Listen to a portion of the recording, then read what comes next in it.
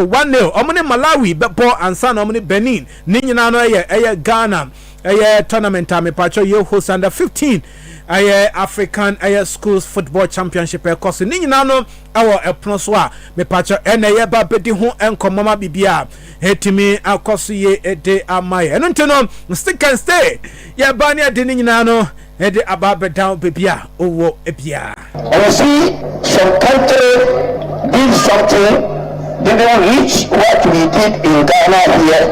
We support them about 4 years, 3 years going, but here we respect Ghana. We thank FIFA for that. But I'm coming to expect the world voice of Ghana football. Okay, anantino yenhwe dwumekwa ho drama so yaseme de dwumedie de brawo na Angel Bakery original pano na hye pano na de dani de nyina no yeto pano enye pano a yeto egu on mu 2 weeks ne 3 weeks ne bio 3 days kra enso ye pano ne so anantini bomodin a ye dwuro ho anantina ne bo afu ye papa na aye pano no wa hodo bia mu ye wo sugar bread ye wo chocolate bread ye wo wheat bread butter bread ni no ya de ya pan no moto amepa chew ni nyina no ya dia obenya bi atowo shops ahodo ni supermarket ahodo bi a bomotin ase obetimi enye bi oba pick farm station abedi pele down hono na me pacho ya so ya wo hono mu a one ya twetwe nkomo no wa to bi aton a obetimi enye bi no etu aton eno ntine bomodin afra yen esanse food and drugs authority agi ya tum say yes pan no de eno a Angel Bakery bread wenya ukoko bi ana koko kra na u breakfast ofa wenya leptin bi ana se tea bi na hot one na ode bread poso de na eno ani Angel Bakery bread bomodi an se obe frey 0594 114 719 0594 114 719 and 0264 227 414. Sa ensona soldier carpet soldier I salute you soldier epan carpet padi ame pacho yanwani soldier carpet center carpet na pa na artificial grass carpet ribbed carpet and a woolen carpet ninyina ne carpet ahodoa me pacho ba soldier carpet obenye bi anantini pomodian bra nanante bra ya se anasa faka bra ya se kantamanto hono money o Opsi Ghana Commercial Bank wa onum kantamanto bia na odi onim okra na si ho a o say me hwe despite shop no 7 stores after despite shop na soldier carpet ya hono mo a carpet bia pe e dey siesie wo dem na office ni nyina no obenye bi ne bo nso wa for papa asori ne ekueku ba top media hanu mo dia your offices be bia soldier carpet na ji ha bomodin a so openya soldier carpet frey was 0244 074 541 0244 074 541 na yentwetwe nkomo weni afoforo bia abrepemu no ye be acknowledge omo na omo asoya na de dwumedi branch akase nkoma chairman Israel awo Israel multimedia one Regina ene adwumayefo ni nyina ye chiamo ene ewie papa abejafo nsinkunya na yemfa ensam na egu ho no mo no emfa mprem se de di kan no Copa Italia semi finals so Derby della Madonnina Inter Milan in AC Milan 3-0 drubbing against Inter Milan na Bologna so qualifier omonso no omhye Empoli by 3 goals to 0 na Kumasi Asante Kotoko issues ebrepemu no eno nso ne ebedi ho komo Mohamed Kudus onko Anasel enkochi beye 100 million no fambra na setting na monthly and weekly wages ni ade no was 3 year papa so na CAF African Schools Football Championship under 15 dia no course na nim say first one no ya dia me pacho first edition of under 15 no course na ya dia omoye no South Africa Durban na Guinea yana me pacho omoje omo the school be friend Ben Sekusila ene buy omo ne Clapham high school omo South Africa omo share ya mpacho on penalties Guinea for no edi yi omo je first edition second edition no ekoso na otumi se Tanzania eno mo hosi na emu odin ye papa me pacho ya de Tanzania ena omo ewini against Guinea 1-0 and of course oba man de na first edition no me patcho say na din kan no ayade Tanzania and Nigeria omo the Fountain Gate School e de bae omo hye Morocco by 3 goals to 0. Samson South Africa omo so omo the penalties yi Morocco ewo emani die no omo so de age second edition no enti third edition and aye born wo Ghana haya bibia etimi akoso yi enti no yembra na abedwafo yendi eho enkomo kakra okay nafi wise one say bibia bokodia ya me ado wise one bibia bokodia na say ehye sabe pepe okay faster wise one bibia boko oh wise one bibia kama ya me ado bibia kama pa bibia kama yes yemhwe enra yemhwe 5 minutes yemfa and discuss Coppa Italia semi-finals na enra course no AC Milan omo shenta by 3 goals to 0 yemre mu kakre yeah wise one mama no ase enra Coppa Italia say game back kwa na dodo na ni ewom because na yenim say teams in Europe na omo try some budget trouble and so we potential trouble winners this season Inter Milan Barcelona and a PSG and so far things after everybody see no AC Milan for a cancel the treble aspirations of Inter Milan Enra and they are not part of the teams are on betting aje treble this season who be now we opening a friend say Sergio Concegawa AC Milan coach now who say no man ko manu fiti say obai of course obai ene de na oye magic bi o hye Juve mo na Inter Milan no be do abi na team na say AC team no the last of Pulisic mo I mean Luka Jovic mo ne ade enkoye na me nwa AC team no de how mo almost some coaches several times so no still ha na enkoye mo a de fancy ka ba yo yeah you see what's one problem AC come no the same issue with Manchester United yes but the entire AC there amount for come say who say obobo Italy attention is that movie bridge England and of course you know how vibrant English media near compared to the Italian media no and AC problem no there is not different from the Manchester United they come no but today say United lose match yes na ate but AC lose match obi anka ho asem and yes United that's see AC ntia of course here can even what I say if you have been honest with ourselves what the AC to now the United to no man obi anim say AC per achievement the man aye football ni ade the bia say they are bigger and larger than United but because of the hyper English football at large because of Manchester United omo clouds na omo this time no and even the English media ninti no and they the bia media na ekoviral no biate now back to match na ka so boy no who say before the game na omo the kind of first leg AC Milan home I think AC Bohuma San Siro and Inter Bohuma Giuseppe Mieza into AC home na 1-1 and a good year somewhere AC coach no Gonzalo Sergio Conceição when you say so far buy no intention no in the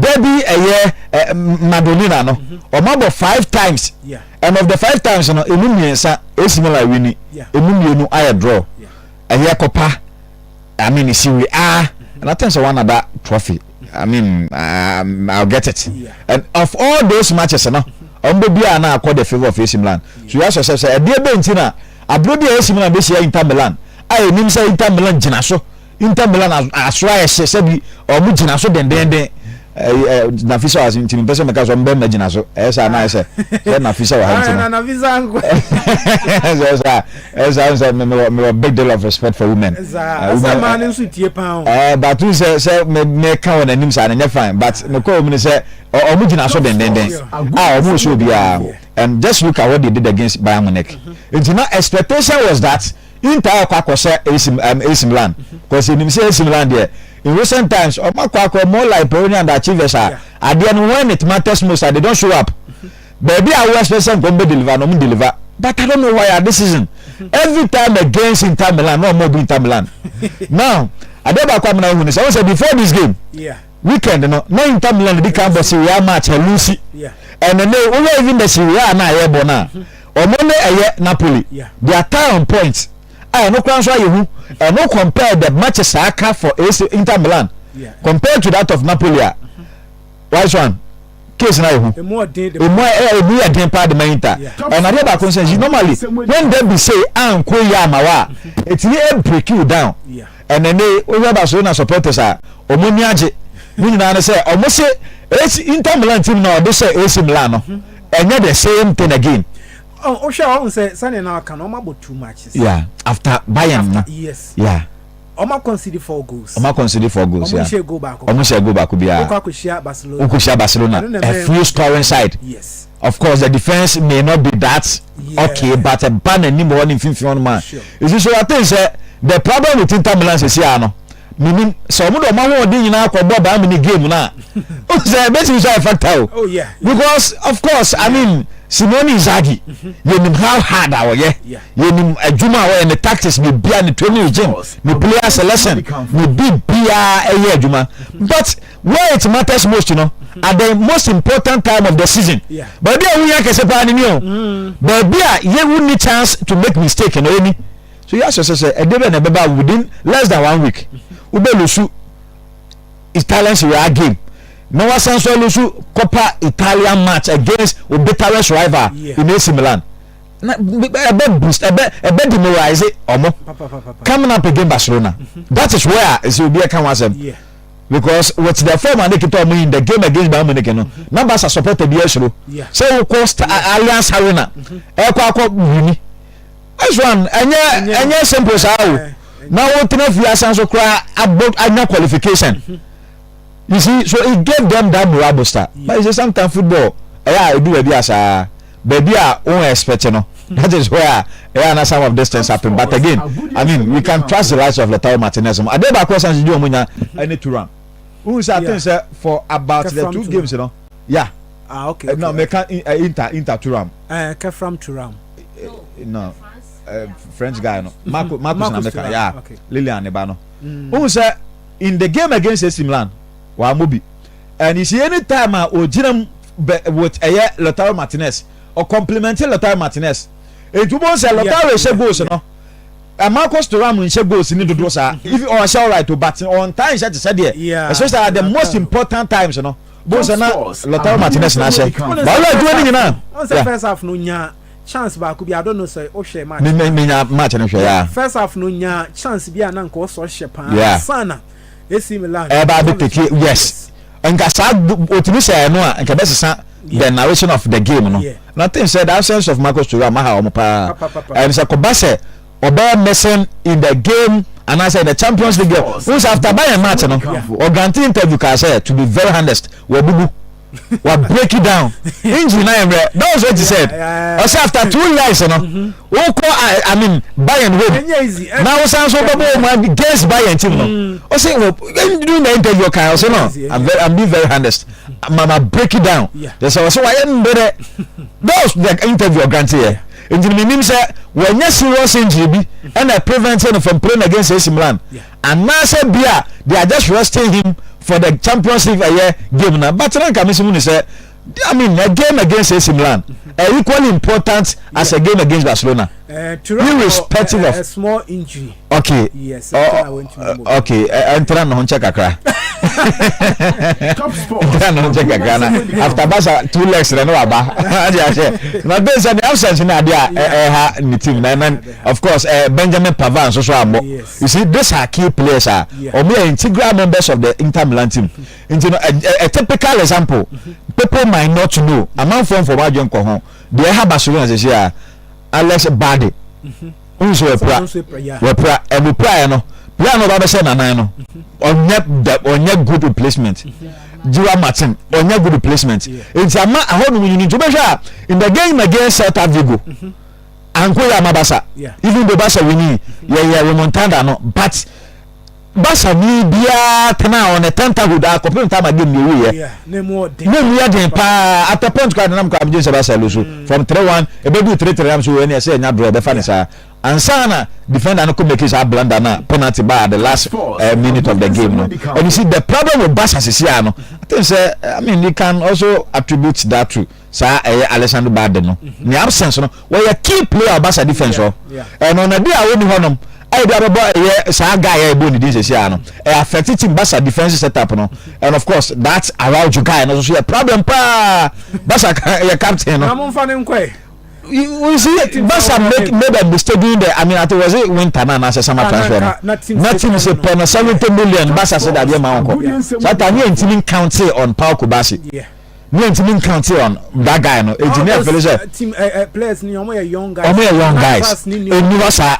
senke ya menya sure senka Barca bet out then I think say when you miss a particular player everyone know when they say go when the general fin but the position there very important then they are over Madrid team for instance Dani Cavea your problem kita Madrid you know Dani Cavea ofi ho na team ni na from attack to defense bibia jiribu ya enye bibia Dani Cavea means you know nya long term no and then affect my team and I think say AC Milan o mayade because for a team a man for fellas o lose that relevance no a man for fellas when it matters games are very important yenti o monka no na so mo show up no mo team share AC Inter Milan 3-0 and I think say o mayade and I mean against Bologna final and they say Bologna ne Empoli na bebo ende and the first leg no Bologna Empoli for home 3-0 and you tell like na Bologna ebo home na there so you don't need a prophet to tell you say this will go the way of Bologna and you know clearly AC Milan against Bologna in the final and of course I think say AC the first trophy for the season well apart from that trophy no me just say AC or trophy for the okay Navi Femi Sose yes wise one in 5 minutes yes and at the end of the day no foreigner akabebre and I think say I agree with him on every aspect of the submission no okay this very season AC Milan shall here pre-season yes we meet quite a number of things I almost show 5-0 7-0 but a buyer friend say almost Syria now they couldn't bring the same energy no more year of pre-season no and most at times lose matches but senior foreign kind anytime beat Inter no there now the game changes everything becomes a different game altogether at the end of the day it has been so bad for Inter Milan we said the last few days and easy for mom who committee a side that they are very strong their goal scoring ability is there creating of chances special awareness ball control the likes of they are very young as compared to Mumu team but in the last few days they've lost one against Bologna senior FN say from Naikai and draw against AC Milan obi baby say I didn't any time Inter be meet AC Milan bia omo yo mo ho anwina 5 consecutive times omo meet in all competition Inter enwini emu ba akokrampo ye 2 draws 3 losses 5 goals scored 10 goals conceded until offer the statistics for Inter Milan on the side of AC 5 games played 3 wins 2 draws 10 goals scored 5 goals conceded no loss and no losses Inter did always say anytime AC any Inter the game become very very tough it's a fierce competition and anytime they also of course AC Ensa Eda Inter Milan so ewo Coppa Italia anko bia nim say anka treble na anka mosimo beje no sisi abako efri ho even going into the game as a sports journalist who be predicting between them and Barca there everybody will say Barca would yes they stand as favorites because who going into a game at a team in their Spanish La Liga games lose any game just one game after that so 27 games in now winning now and so meeting a team who form and share any so 5-3 over. This is what we call the team last season now they were suffering but this season they are on top of their game any team regardless of team maybe they are able to and 5 at least 5 in the OBJ. Do you think sir Barcelona beat me a Inter 5? 5 I'm not sure say it will be possible. But 2-3 there. The game here can say very easy. Despite there are 2 losses in the year, and easy, sir. As I lose 5 matches this season, you are draw 4. Yeah. Well, lose 5 this year. This year now, all losing game there. 2025 there. I think someone lose one. Just one match. And I think it's a Champions League in but the league in there at large, you know, more losing matches 5. Yeah. Yes. Inti at the end of the day, no. Yes. It's a foreigner Ekano. It's not going to be possible to say Inter Barca Inter 5 that one there. You bring a fierce competition coming next week. That is Wednesday. UEFA Champions League. And going into the game, you need games and can boost you morale. That does not depict the fact say on 2 consecutive times. Maybe Ukosha Barcelona they will mellow for you. That one there we can't say for sure. But anka we need the games I be boost you morale. Say okay, you need 2 consecutive games into Ukosha a tougher side like Barca there. Of course, the confidence level will be there because when you win against AC Milan, going into a game against Barcelona. Confidence in the Kosoro. It will be there. It was a game. Inter had no business losing. Of course. Barca now the AC boy. An opportunity for you to win and get the morale booster. Me idea Friday idea Mintah say. Inter win all right. More Pirates and at least in treble. Yeah. But this season, AC Milan omunya de nko omu share omu 5 matches. That is the power of a derby. We are talking about debut. Debut there, yes, yeah. The same thing. But you see, this is a gamer. This is a gamer. AC Milan for him say, see, I stop it. The only who said the rivalry between AC and Inter near tight. And then say, Inter so quadjet trouble now. Omunya so hit it. And the only team is also betting now stop Inter. So more quadjet trouble in AC Milan. And they almost take advantage of that. A lot of things came to play. The rivalry at stake. And as again say you didn't in Papa AC Milan. You didn't say because some more say I trouble and the other stop him. You see, it's AC they were on a mission. Okay. They were on a mission and no accomplish it. All right, why so me DC there now I think say going into their game against FC Barcelona person we be there now I say omo show mo sapo mu so pa because the team committee the likes of Lamine Yamal, Dani Olmo, Rafinha, Robert Lewandowski and the rest na there Charlie so omo show mo sapo mu so going to the game we will be witnessing a game that will be very very tough, beautiful and very very competitive. What we play Okasi Ubebo that does not depict the fact say Inter can do better. We say there's a tight competition between Omo and Napoli. At the end of the day, I say almost if their points become the same, I saw about this tight game. You be winning. They were winning. I think it's a wise one. Yeah, you might the power. And it's a crucial time for Inter Milano because team can potentially we need trouble. They can also lose everything. That is it. I have to say Madrid potential could have won trouble. Yes. But they can lose everything. Yes. The same thing applied to Liverpool. Now Liverpool we need trouble. Yes. Also after so moving in the Champions against PSG. Or from the FA Cup. And league in the lucky and say before I'm being troubles, no match or my Ghana points in a go. And yes, I could have gone. I'm trophyless. And Arsenal do a cheer. Arsenal out to me that. So, Medima for her clinic. Yes, Bomodia. Wouldn't say Dr. Time would have so dear.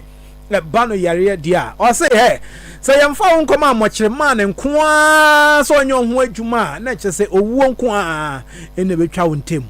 Yare bia wo ho bia de bomodian fabra medima for her clinic ya betene te ed amount on fa yare ma ya say na mfa nkoda debi kra enu ntine say stroke na yo joint to waist pains ni adinyina me patcho ya de medima for her clinic ya say fabra ya say na betene te ed amount wouldn't say Dr. Time da so de bibi oye bia yare a wo say bia o the time to so no ama wo time wa ma bre ɔse fahwe sɛ yare no enkwa eno nti no ne wo to nchia we nyina no ya challenge a wode ama sɛ yare bia wo bia bomodin afabra na so ye no bete ne te ede ama wate sɛ wonwo obi ohono mu abonsa ne nkwamoa no entimi enwo ba mepacho da bi be ma de wabawiasi hyenimunyam na emma nso no yes yenso yehu sɛ wahye animnyam ne nyina ne sɛ obewo na nso ogya nkyirima edi egya nkyirima bi eno ntina no a infertility untimi nwaya na edin bomodin afabra ya se ye wate ye bema wondro kama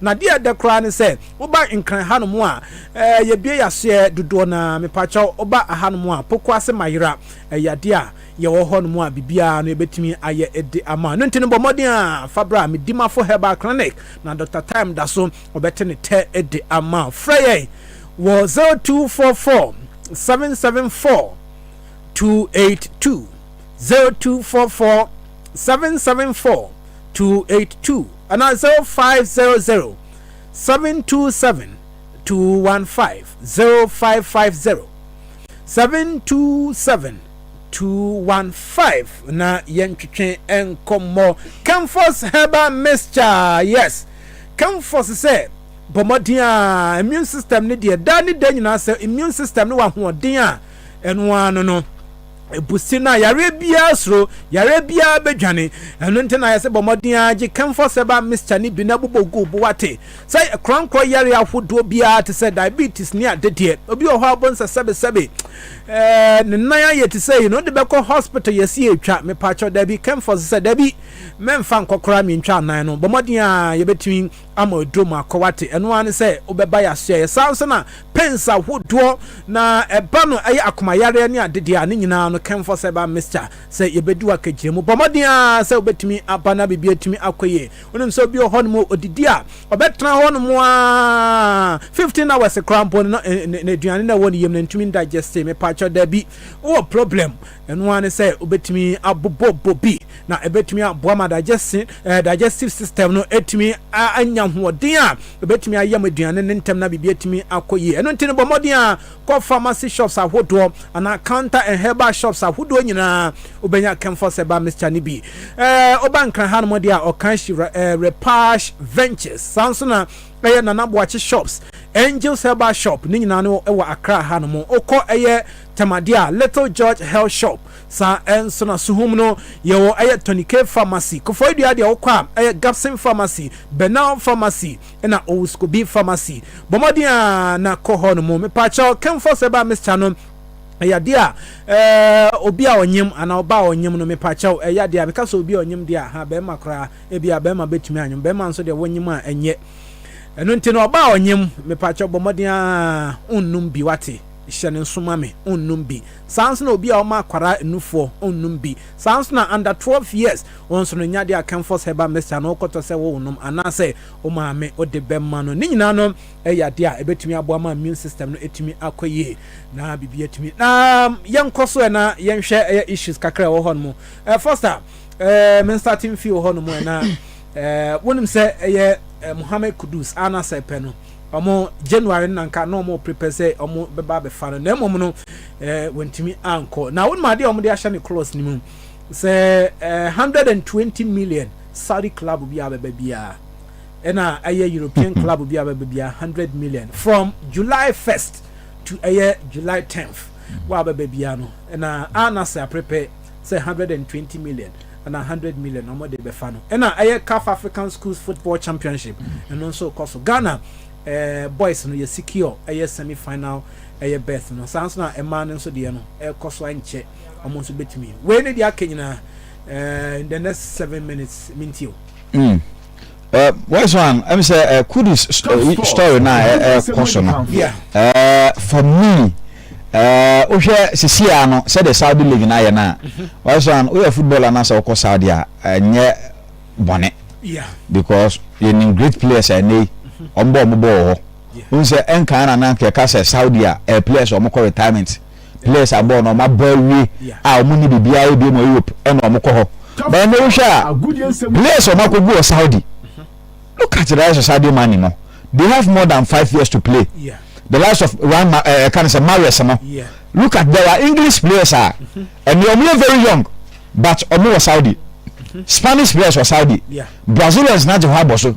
So I think say formally the entire Kase football and now England, one of the top 5 leagues are and we have the Saudi and Asia and say now if you say a league for the aged. Or more call retirement, you know. What I say, competition be any. Then there were Saudi leagues and Saudi teams are betting up compete with the European teams, you know.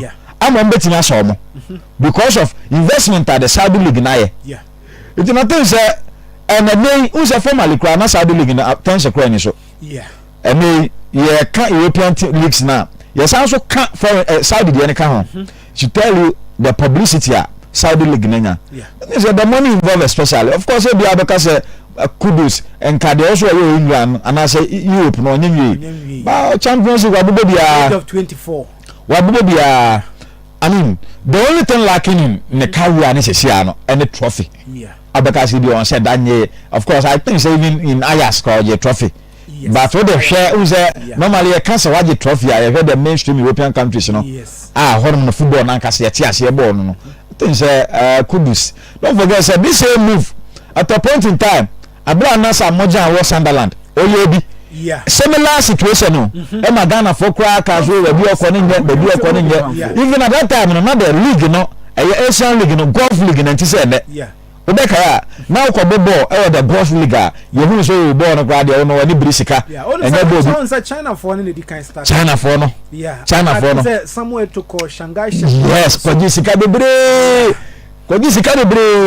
you see and even with that you know at that time now Samuel to for saying the peak no I had baby England I mean Europe I did say trouble inter I did trouble Basani and ditches why did you you see but no there is a different conversation altogether apart from say Kojisika go to no we sound so Kobobo and I enjoy afele we say there are situations which we say you are selling your football for money short as here and there are situations which we say you are selling your money for football and typical case say Obobo you be Europe I would say Obobo no right if you are saying but it's coming to me compared to that of the security man was Saudi and on what on football what on Sikano for football but in the Saudi situation I can and they this Sikano now sounds Obobo at the same time it's not like say Koton football now be Ajisika you are playing the game and enjoying it and then taking money at the same time because football wise one you have to show something on anything and as a moja number be on anti shoulder high because we make sika and the first ball Asia na say golf on no doesn't mean say you entenenka and make car for ya there to suffer no e we are seeing no or that recognition no as a moja relevant when it comes to say young legends young free ex-players legends your boy to mudi near boy do bamudi your boss emerging different because we leave it mark and it's very indelible we need paper and no cry iron as at that time and you see that what the boy no say abo no iron I believe we get chance our blasters national team they are no deliver the man here stand out to know and the one the advice I no could do say or cause Saudi media because players are more Saudi no could do no more. So that's what I say. There are even better players, larger players, more relevant players, great players or more Saudi. Kudus on to the but or more Saudi. Or more national team. Or more in cash or more Saudi into a more deformed or more issue or more form into a more team national team. Yes, let you could say the old West Ham or bad blasters are or cause Saudi only the same thing. So what I say. Well, in most cases, say player in Europe. No ko semo Saudi ana say Asia hono ma we so bad national team na ontimi much say that bra no Europe no but I think say with Kudus any league na any ya can say Saudi Pro League no how competitive no why one I'll not be surprised say Kudus ekọ hono ma obegi sika no we say so bobo ni na me for 1 minute so on the Kotoko case and answer can person kwa ba okay so we the kakere answer na we you see the question of Kotoko, wise one, and then very bad. It's a nice show because we are talking about a team at a point now wise only the agent say Sekotoko any be go star say compete for a title you are when me agent Sekotoko obi abeka so go dey Kotoko e fan ho akoje no matter how competitive I mean we only here no matter the irrespective of the fact say they are tied on points you do no matter on points and people were saying so at the end of everything we say Kotoko be fan ho akoje we are talking about experience clout team or personalities team or supporters engineer him say anya hwekra no Kotoko at the last stretch no obetimi nya sam 1 point be difference be e 2 points be e dey afa ho akwakoje but the situation is changing, the conversation is changing now who say operate say prosper na Togum problem with him say according to sources and information anya the player relation is very very bad. So any player and kita hudie enye kwa eno be kan bofo gusu sesi a we say me o be ye sesi a otimi di players na tem kwatu ka jenso wani mie you see so things you see players with say Kotoko players has of players they don't need just coaches, they don't need just managers or me here friends what I say do a coach they also this otimi say player no ma memfa na danfo nyesa adamfo say obe disrespect to announce obe try the boundaries but one in the be relate good but to the extent say be wise aduma o hai na timi bi o di matema but say there are certain things we say me committee here e ma wo aduma we koso kra na me sabotage what has nyan meta in koto asem kana meka me nyan say because sure there is the same thing na koso Kotoko no allow say players no call local woman na say Kotoko no ma o mo coach ni ntamongo. Now, I think no call in a long way to support the submission. I didn't can say. Yeah. The human relations and the management near very bad. Very bad. Because there is a second stint. Tawaba. Yeah. I want players saying issue. I even first one. I think say during Nanaya Ponsata. Yeah. And Momo Pamo about 15 players. Momo did buy. Well, some Pamo 17. Yeah. And Mama signed the Fufra one. Kasawa recommend the January what before up. No matter sorry tia no more yeah I think that it goes a long way to buttress whatever points I will raise here. Yes, of course. And you see I think the problem is I say Ogun were two men can say principle what I say were too professional which there are times I see where's on also to go kakra we are too flexible rigid no matter what you also the no matter no too book long. Yes. Can say pocket lawyer and can say and a lawyer pocket I just say I say no one dey na kwakwa chinchin no ma and then football na sesa players ni one ba ko player ba ko obetimi influence other players aboma kwati aw I say professor bi amene nanti utonsi okra no akire ade osanso ya accounting kan ho I got easy I say we principle the man bro so do but yes I do be on the masema to nchan kakra I say be man no ba ofi o dress na say ba oba nka sa tado anya also tina se na woto enya ho me masema na we ya na mese na wo de oni gisi esa enko ko ngalo so bani bi as I say that say the problem with Ogun or a good coach you can never take that thing away from him we're a very knowledgeable coach but I think he need to work on himself sure the all lacking no only ni ho djuma kakra because say obeba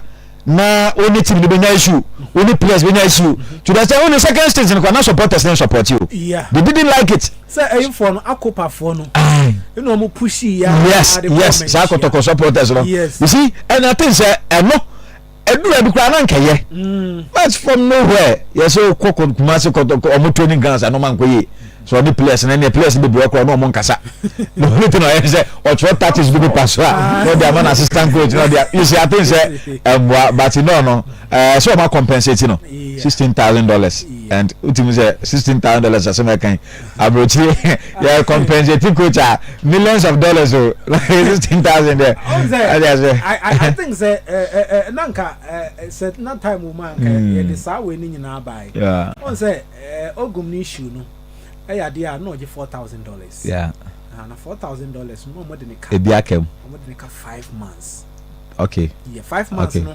according to Kotoko for no na amo pese or quote say every month they are not budgeting in dollars. And now after no who say dollar and be one cost into a who come no money in the trans say I also more converting into the cities now watching. Say $4,000, 60,000 Ghana cedis. Yeah. Now 600 million. TRC national no money need in common into 5 months. Now muntia. And 3 months and so by sign aji aka ho. In all no about $36,000. Okay, not just $36,000. Yes. Ne, see, outstanding a year a debt salary. And compensation come 3 months now. Yeah. Almost terminating the contracts no. Almost calculating account. But only sure say ogum. Ono say do ti e de kotoko betima kokot. Because say performance problem there. Exactly. And I think say why should I look at what I say? Because performance there, and on the table, no, untimi cast on performing. What I say, but the Ama supporters ni bofu, na kotokofo ni bofu ni say, idea wasn't getting in the league, no. Oh, and when you talk of performance, and yet Abasa will win the league, no, second, third. You cannot force him say one performing. But so only the any boosters say compete on the league job. That's all I be part one. And what you must is there. What I say, what I say, the open beer the amount. Kala so 3. No make sense FC. No wise one, me the twas if we be a foreigner, e shall say free. Now I think say dia wakan dey kwanso no. The first coming there, I'm sure say na it was very very good. And just as in the second coming no. But then the fans of Kotoko and Sumukane say a relegation zone. Na Accra Lions edaho na muko show one majo Paul 3. And then you are going to meet a side both home and away. They are very good. That is Nations FC. First leg Omushe Kotoko. And a second leg is almost Kotoko. That is 2-0. Yes, into Omuje 4. First leg and second leg, back to back. It's at the end of the day, no compensation. Yeah, at the end there, it was most of the times. Yes, Akiko just say it's on a mutual ground because both parties are agree say we should part ways. But there could be some issues. Now they were lacking and now were ongoing because me hear some interviews with some of the coaches and then people who have knowledge about sporting. It was Sporty FM. Obika say it is one Raymond be yes okay or your coach or say there was some indisciplined attitude among the players and na ye na ye wa ye kai some of them they were not to me any obi any joker say you will not talk to the person of course only bakon ankasa or go into the field or into the game how he or she is supposed to deliver and all mouth the same thing for na so be sabotage Waka saying any say no on in the different way. In that different way, no, it will bring a loss and it will bring something that will tarnish your progress and answer your improvement in the game.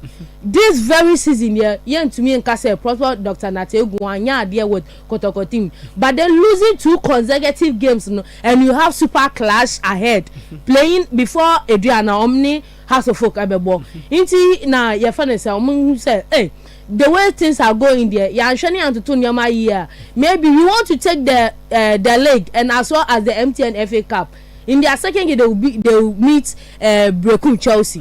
Brecum Chelsea so yenim Samuel and Abroad Joker game by a very very tough competition. Into losing against Accra Lions and then against Nations FC. Now I say Omuye BB, and that was the agreement. You say parting of ways there definitely to come because losing that 2 games no obia in the mindset of Kotoko fan be to say I'm sure be sake coach Ogum and definitely it happens say be sake no now what him say Ogum na nkasa no osansi bibi say be sake no because him one before olusu to us 4 na okodua na ko share ya or the house of folk bet to us no and ankomo sake no na onya win to aswa one project no na after that no osan ebe to aso win ya na dia ba ko ni say coach ya o ma appoint ni ya Karim Zito nana Debbie after we no on the 4th or so okay yes okay na omo wie ye no Karim Zito ya efre coach Ogum unko face omo restructure omo technical team no na oya aware na and also on your way before that na nkasa na in a meeting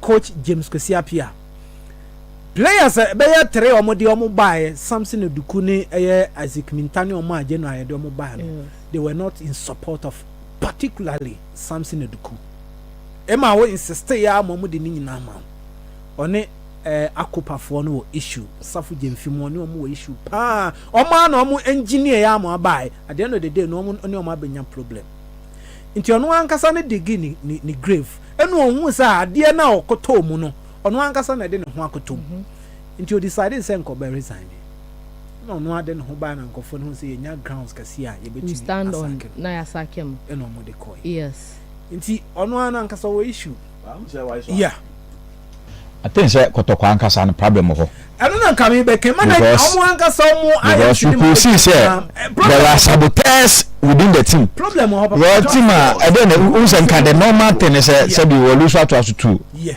for the first time in so many matches I will lose 2 consecutive games and dey be the man here at this stage yem pamo coaches basa baby I drew no e league no what's one of course carries to a good you nim so a very sekotokwa akwachi bi da we good national teams in there but there is a very crucial stage of the season it is a coach lose 2 games and no enough yas check say ni na so mfampamo no the crowd dey ba akopɛ what's the akopafo na nkasa mo issue kotoko so mo support team na nkasa ba do mo nkasa nso issue there are a lot of issues kwaso kotoko asante kotoko past players normal for you know omo nso ka ho say omo win ni dia ani asafo jemfine ne nkofo na omo ye operations me amini asafo jemfine yes but omo nso dia o kan la jempa ozo omo kwa de omo kwa la nko otumi na enko pamo coach na che dada onye ne o asafo jemfine ozo omo otumi nko pamo ne ne kwa no kwa de odi wo ko dada no omo mfi no yes into wise one I think say partner of ways in a new abetodwa now they have a new coach and then technical team yensha dia only the rest I think we have 6 games ahead before season will go to an end and our targets also they are Karim Zito and in 24 say they still want to win the double, that is the Premier League and the MTN FA Cup. At the end of the day go Bibian go stars also they are very very serious say on me yeah we sure mo well any coach will be take any local league be yeah we sure mo well and then we hope say they will do something against Eduana any their subsequent matches.